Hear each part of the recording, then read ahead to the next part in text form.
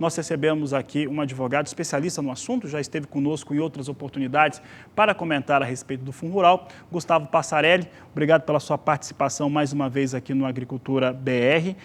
Se acompanhou aqui o posicionamento, as decisões que foram tomadas ontem estão sendo vistas como uma grande vitória, uma vitória importante para a produção rural brasileira, mas algumas situações precisam ser observadas. Quais seriam elas? Gustavo, boa tarde, seja bem-vindo. Boa tarde, Fabiano. Bom, eu acho que o primeiro ponto que deveria ser anotado com relação a esse julgamento, eu acho que é muito importante diferenciar a declaração de inconstitucionalidade de um tributo de uma decisão, que foi o caso do Supremo, que reconheceu a imunidade da cobrança, porque, na verdade, a decisão que o Supremo proferiu em 2017, que reconheceu a constitucionalidade da cobrança, ainda continua vigente. O Fundo Rural ainda é constitucional. O que se decidiu agora, temos que aguardar o acórdão, mas o que se decidiu agora no Supremo foi que as operações de exportação indireta, que são aquelas em que o produtor vende para trade, que por sua vez exporta ao mercado externo, não podem ser alcançadas pela cobrança do tributo. E não porque o tributo é inconstitucional, mas sim porque há uma regra de imunidade, que está prevista no artigo 149, parágrafo 2º, inciso 1º da Constituição Federal, que estabelece que estas operações de exportação indireta não podem ser objeto de cobrança. Então é importante deixar claro, até para que o produtor tenha... São muito distintas. São absolutamente distintas, porque nós temos visto muitas declarações a respeito de que o Fundo Rural teria sido declarado inconstitucional e, pelo menos, no meu entendimento, não é isso que acontece. O Fundo Rural continua constitucional. O que acontece é que, para estas operações de exportação indireta, há uma regra de imunidade que impede a cobrança desse tributo. Então, acho que esse é o primeiro apontamento que precisa ser feito sobre a decisão de ontem. Sem, obviamente, retirar o ganho da decisão, sem dúvida alguma. Da questão de ontem. Sem dúvida alguma, foi uma decisão muito importante para a classe produtora, já esperada há muito tempo e nada mais do que justa. Então, houve, de fato, uma grande vitória para a classe produtora. Há, entretanto, que se considerar a maneira de se operacionalizar isso daqui para frente. Porque, na verdade, se nós descermos à prática, ao dia a dia do produtor, o que ele terá vai ser uma nota fiscal de compra e venda de produção para uma trade específica. E para que se alcance qualquer direito à restituição ou, eventualmente, compensação com esse passivo de Fundo Rural, vai ser necessário que se comprove, e isso só vai acontecer através da contribuição das trades, que aquela produção específica daquele produtor foi objeto de uma remessa para exportação. Sem essa comprovação, penso eu, a Receita Federal não aceitará eventual compensação. O produtor, Gustavo, precisa fazer, então, uma comprovação, né? Foi muito bem explicado isso por você agora. Quando ele faz a venda da soja, ele tem a nota e essa nota não discrimina qual vai ser a finalidade da soja que ele vendeu. Quem discrimina se a soja foi para esmagamento interno ou se foi para exportação é a trading para a qual ele comercializou. Exatamente. A destinação do produto, que é objeto de compra e venda entre produção e trade, é a trade que vai dar. E, obviamente, que ela também se utiliza de documentações específicas para comprovar perante os órgãos públicos, sobretudo a Receita Federal e Estadual, que esses produtos são objeto de exportação, para que ela também possa se beneficiar das imunidades decorrentes das operações que ela realiza. Mas é óbvio que há necessidade de o produtor não somente ter a sua nota de compra e venda. É muito importante deixar claro que, no meu entendimento, o produtor simplesmente ter uma nota de compra e venda de soja a uma determinada trade não implica dizer que ele pode chegar na Receita Federal e dizer, olha, eu fiz uma venda aqui de exportação indireta e quero compensar com o meu débito de Fundo Rural. Não entendo que isso seja possível. É necessário que haja uma documentação complementar nesse sentido.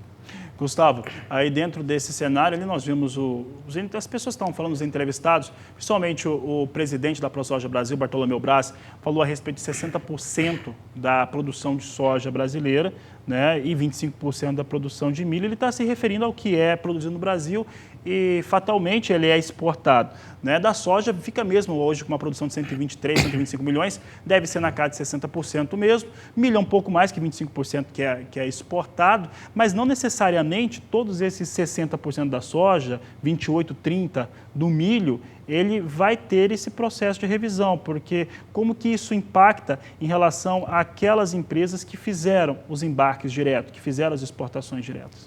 Bom, na verdade os embarques diretos, ou seja, as empresas que fazem a exportação direta, elas já têm um tratamento tributário totalmente específico. Grandes grupos. Os grandes grupos já têm o seu tratamento tributário e as operações suas já são isentas automaticamente por força da operação de exportação direta. Na exportação indireta, necessariamente, ainda que o volume de soja seja esse de 60%, mas de repente que o de exportação indireta seja um pouco menor, porque talvez esse percentual de 60% seja da totalidade do soja exportado no país, você vai ter uma porção dessa soja que é exportada indiretamente, que vai ser objeto possivelmente dessa compensação. Mas, repito, dependente desta comprovação com a documentação de trade de que esse produto foi enviado ao exterior. Para que se tenha uma questão para o produtor rural conseguir visualizar o que nós estamos dizendo, você frisou muito bem a questão da imunidade em relação à cobrança do tributo para aquilo que é exportado e explicou a inconstitucionalidade. A questão do Fundo Rural ser constitucional é ponto pacificado na última decisão do Supremo Tribunal Federal, só revertida através de uma decisão política. É isso? Sim, a decisão que foi proferida lá atrás, em 2017, reconhecendo que o Fundo Rural é um tributo que reveste-se de constitucionalidade, ela está pacificada, inclusive todos os tribunais do Brasil vêm reiteradamente já decidindo em atendimento e respeito à repercussão geral que a cobrança é devida. Somente um ato político pode modificar a cobrança desse tributo neste momento. E esta decisão do Supremo é importante por quê? Porque ela serve como uma maneira de limitar a cobrança do Fundo Rural, porque, na verdade, o que nós temos? Se não houvesse essa decisão, toda a produção do produtor rural que vende para trade é tributada pelo Fundo Rural.